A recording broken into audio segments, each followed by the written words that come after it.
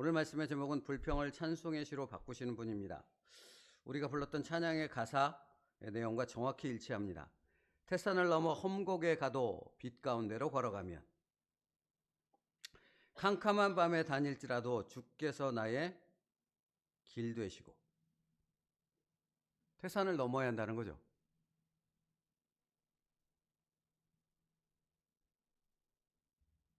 넘어야 합니다.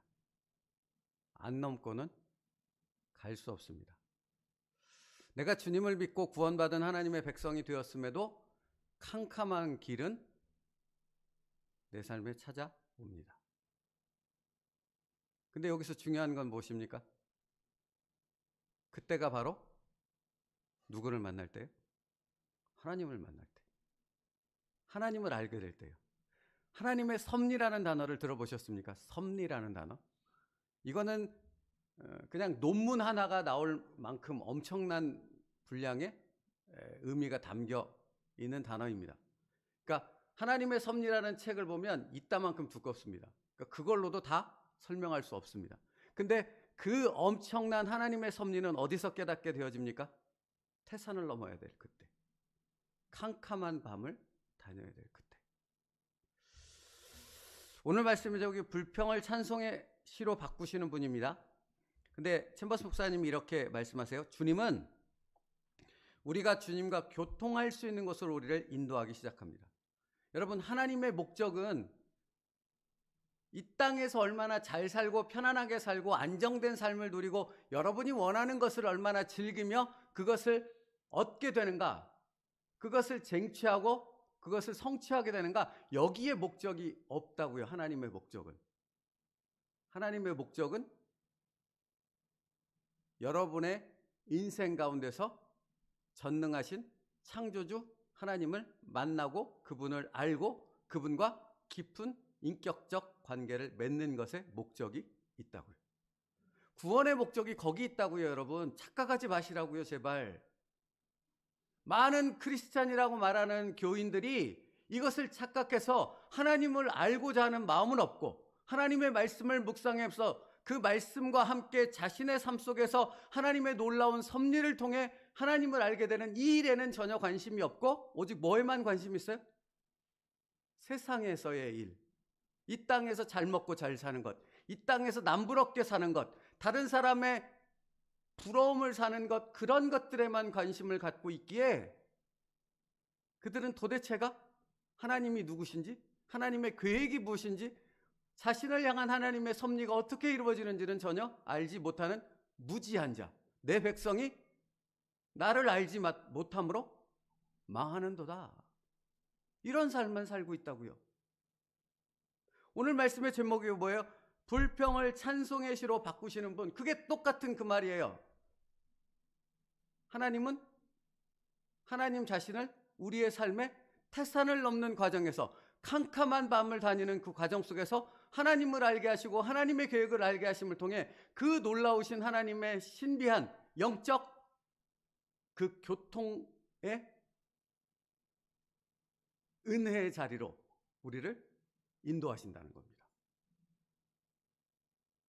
그래서 여러분, 하나님의 목적은 우리를 하나님과 교통하는 그 자리로 인도하시는 삶으로 이끌어 가신다라는 거예요.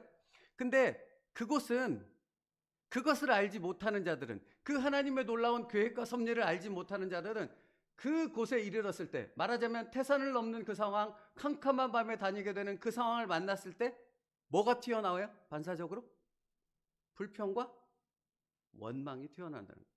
근데 여러분, 불평과 원망에 대해서 성경이 그토록 많이 말씀하시는 이유는 뭐냐면, 내 마음과 생각이 불평과 원망으로 빠지잖아요. 하나님 보여요, 안 보여요? 하나님의 뜻을 찾아요, 안 찾아요? 거기에 문제가 있다라는 거예요. 거기에 문제가 있다. 여기까지 인도하신 분이 하나님이라고 말하는데 불평과 원망에 내 마음을 빼앗기잖아요. 그럼 여기까지 인도하신 하나님이 보이지가 않아요. 여기까지 인도하신 하나님의 놀라운 역사가 십자가에서 예수님이 죽음을 통해 나를 구원하셨다는 사실이 까맣게 다 사라져버린다고요. 그런 삶을 살았던 사람이 이스라엘 백성 아니냐고요. 이제 막 애굽을 나온 이스라엘 백성들 앞에 뭐가 놓였어요? 홍해 바다가. 뒤에는 뭐가 있고?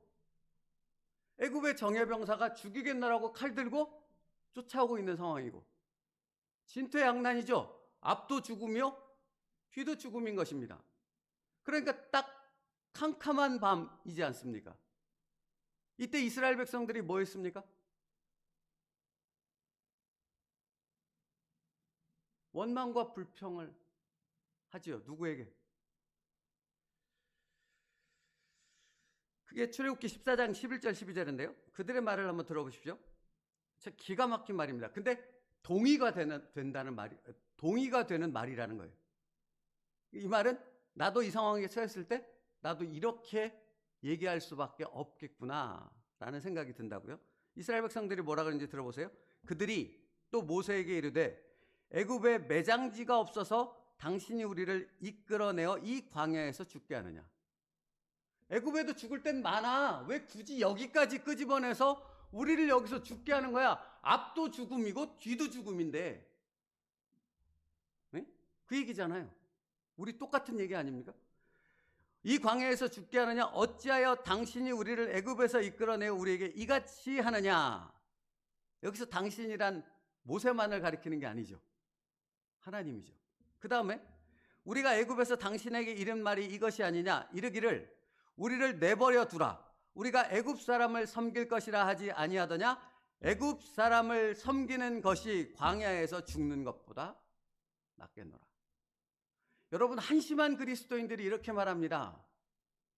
힘들어 죽겠습니다. 짜증나 죽겠습니다. 견딜 수 없습니다.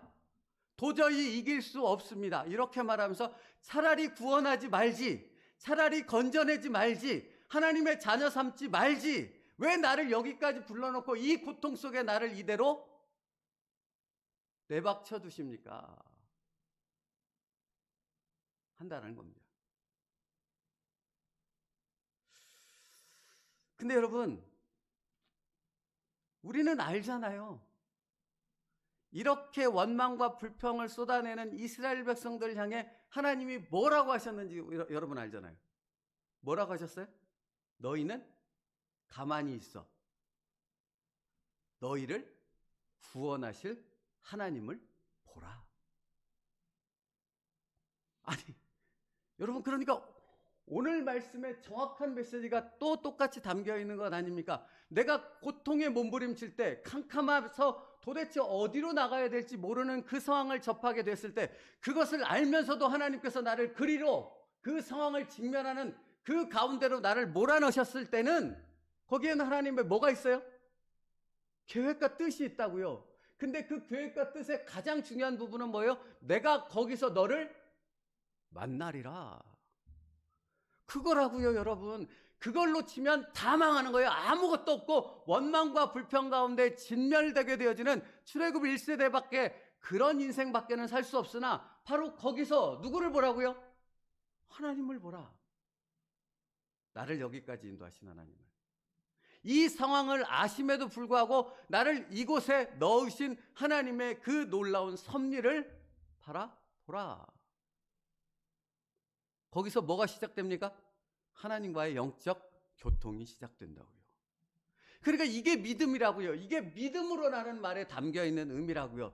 그러니까 그 고통과 괴로움 속에 몸부림쳐서 그 감정과 그 불평 가운데 사로잡혀 있으면 도대체가 이것이 묵상이 되지도 않고 하나님이 보이지도 않고 하나님의 놀라운 그 섭리의 신비함으로 들어갈 수가 없으나 이것을 내게 허락하신 그분이 전능하신 분이라는 사실을 기억할 때 우리는 그 안에서 나를 이곳으로 이끄신 하나님의 놀라운 섭리를 깨닫게 되어지는 은혜가 시작된다는 것입니다.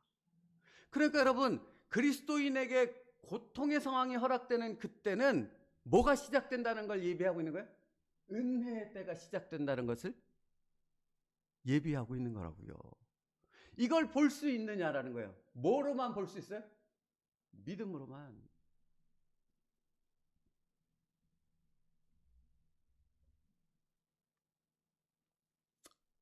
그래서 오늘 말씀에 챔버스 목사님이 이렇게 말해요. 우리의 불평은 얼마나 하찮은 것입니까? 여러분, 내가 내 감정에, 내 불평과 내 생각에 사로잡혀서 있는 그때가 얼마나 하나님이 보시기에 미련하고 하찮은 내 존재인가를 우리가 깨달아야 한다고요.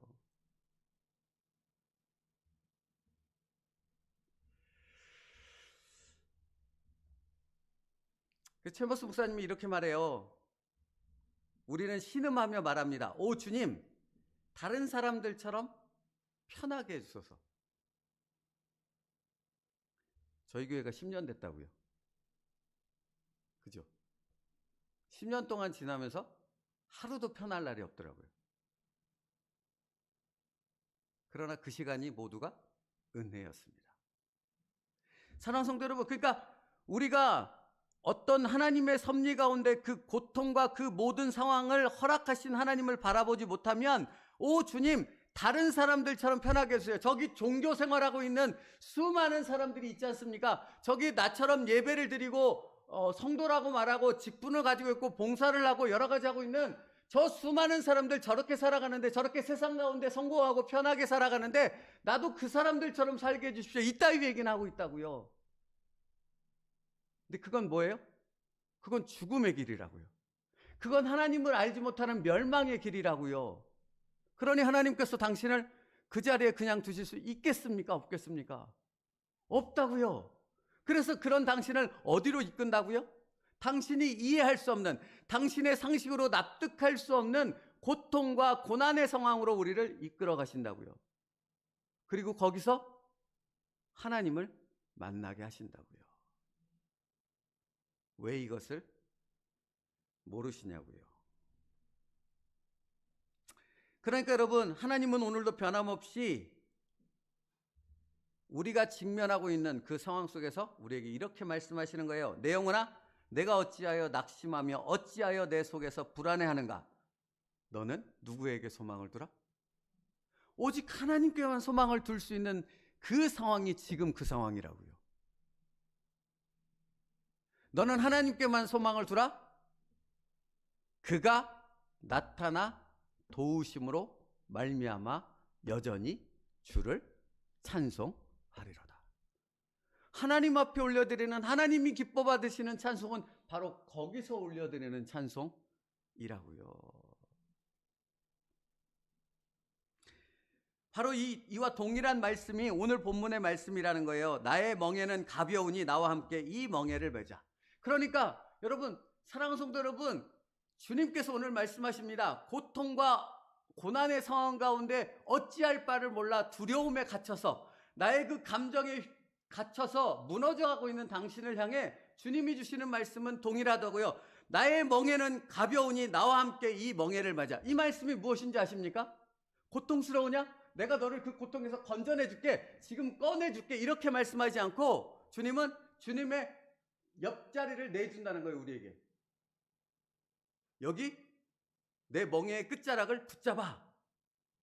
그 얘기는 뭐예요? 고통에서 건져주고 고통을 해결해 준다는 것이 아니라 이 고통 가운데 나와 함께 이 고통을 지나가자. 그 말씀이라고요. 그러니까 여러분, 이게 빨리 사라지게 해주십시오. 이 고통이 빨리 없어지게 해주세요. 이것만큼 미련한 기도가 없는 거죠. 그 가운데서 무엇을 보라고요? 주님과 하나됨의 그 깊은 은혜 속으로 들어가시라고요.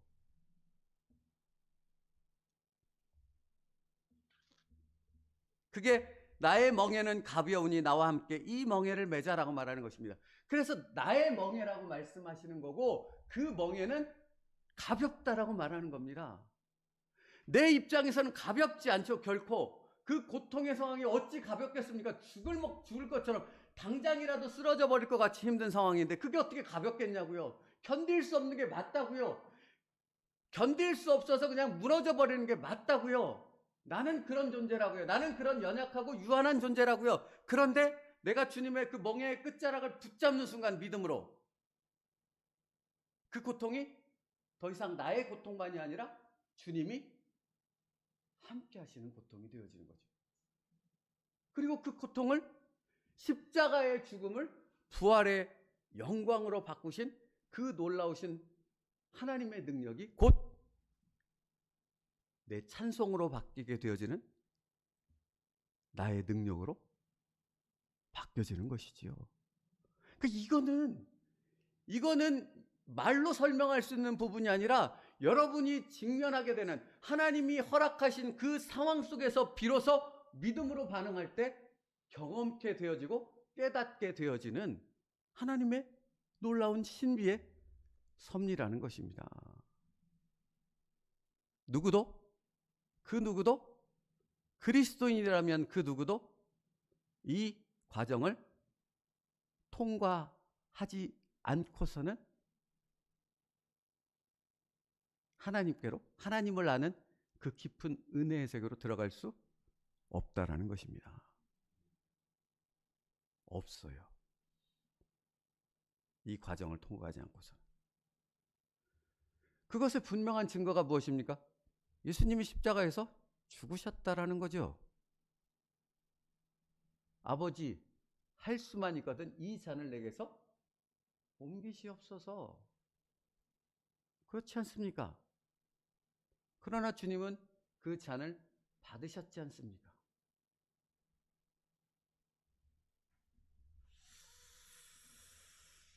그래서 챔버스 목사님이 이런 표현을 쓰더라고요. 챔버스 목사님이 많이 쓰는 표현이에요. 하나님의 평안과 빛과 기쁨이 있는 곳에는 반드시 멍해가 있습니다. 이건 모순이 아니라고요. 하나님의 섭리라고요. 평안과 빛과 기쁨이 있는 곳에는 반드시 멍해가 있습니다. 하나님께서 지워주시는 멍해는 포도송이를 짓이기게 되며 라고 말합니다. 우리의 고통이 그냥 아무렇지도 않은 고통이 아니라고 성경은 분명히 말하고 있다고요. 뭐가 되는 것처럼 포도가 짓이겨져서 완전히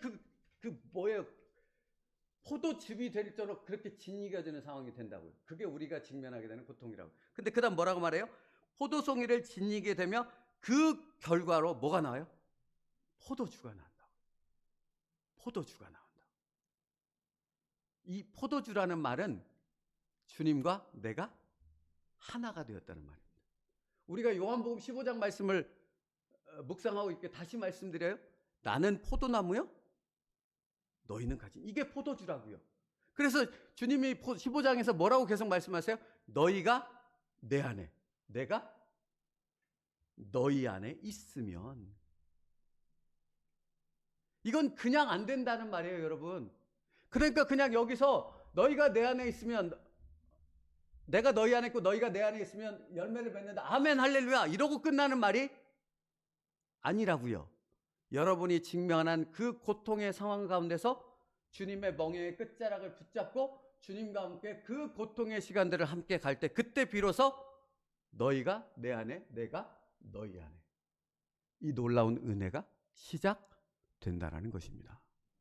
사랑하는 성도 여러분, 그러니까 우리의 삶은, 우리가 지나가고 있는 이 성화의 과정은 명확하다고요. 이런 하나님을 알아가고 이 하나님을 경험하고 이 하나님의 놀라운 말씀을 그 상황들 속에서, 우리에게 허락하신, 하나님께서 허락하신 그 상황들 속에서 그것을 믿음으로 직면하고 순종하게 되어졌을 때, 그때 비로소 우리는 이 놀라운 영적 세계 가운데로 들어가게 되어지는 진정한 하나님의 자녀의 삶을 살아갈 수 있게 되어지는 것입니다. 불평을 찬송으로 바꾸시는 분입니다. 그러니까 여러분, 그냥 이것만 말씀드리고 말씀 마칠게요. 우리에게 불평할 수밖에 없는 상황이 있다 없다? 있다. 한 번 있고 끝난다? 아니다. 수없이 끝이 없다. 고통의 시간이, 태산을 넘어야 될 시간이, 캄캄한 밤을 다닐 시간이 끝이 없다. 그런데 우리가 기억해야 될 오늘 말씀은 무엇이에요? 우리는 지금 주님의 멍에의 끝자락을 붙잡고 누구와 함께 있다? 주님과 함께 있다. 그게 우리의 소망인 거죠. 그게 우리의 힘인 거죠. 그 믿음으로, 그 능력으로 오늘의 그 상황을 감사로, 찬성으로 바꿔갈 수 있는 믿음의 세움들있게 성도들 될 수 있기를 축복합니다. 기도하겠습니다. 살아계신 하나님, 하나님께서 우리를 구원하신 그 목적이 무엇인지를 다시 한번 묵상합니다. 하나님을 알고 하나님의 섭리를 깨닫고 그 무한하고 신비로운 하나님의 계획을 우리의 삶을 통해서 깨달아감을 통해 주님과 하나 되는 그 신비로운 놀라운 은혜를 누리고자 함임을 믿사오니 아버지 하나님, 오늘 하루도 우리가 직면하게 될 그 상황 가운데 하나님의 뜻을 찾게 하여 주옵소서.